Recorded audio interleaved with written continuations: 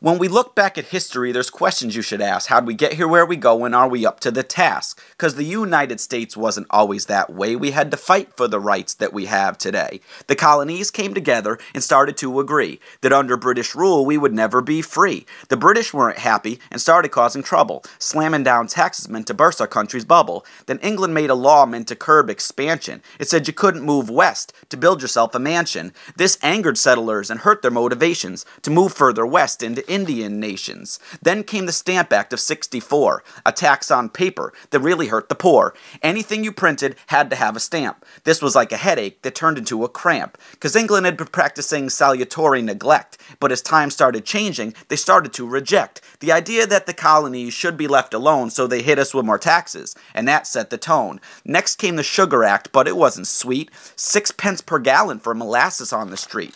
There was the Quartering Act, but it ain't about money. Housing troops in your house? That didn't sound funny. They got to live in your home, and you didn't have a say. You had to feed them and clothe them while you slept in the hay. Now, as you can imagine, this didn't sit well. The people got angry and started raising hell. Next on the table was the Townshend Acts, which can be a little tricky, so I'll tell you the facts.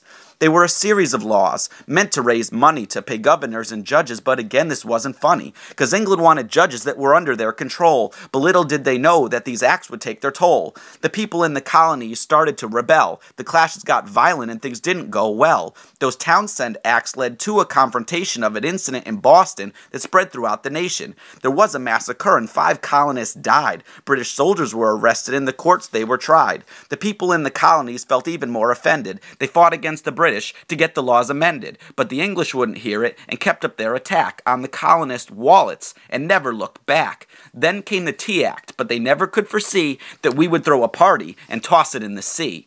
There were intolerable acts, and as you can probably guess, Massachusetts couldn't stand them, and they made a bigger mess. It closed Boston's ports until they paid for the tea. Eliminating self-rule made them even less free. Finally came a time when we made a declaration. We were going to fight to create our own nation. It was a proposition showing our opposition, a brand new resolution that would lead to revolution.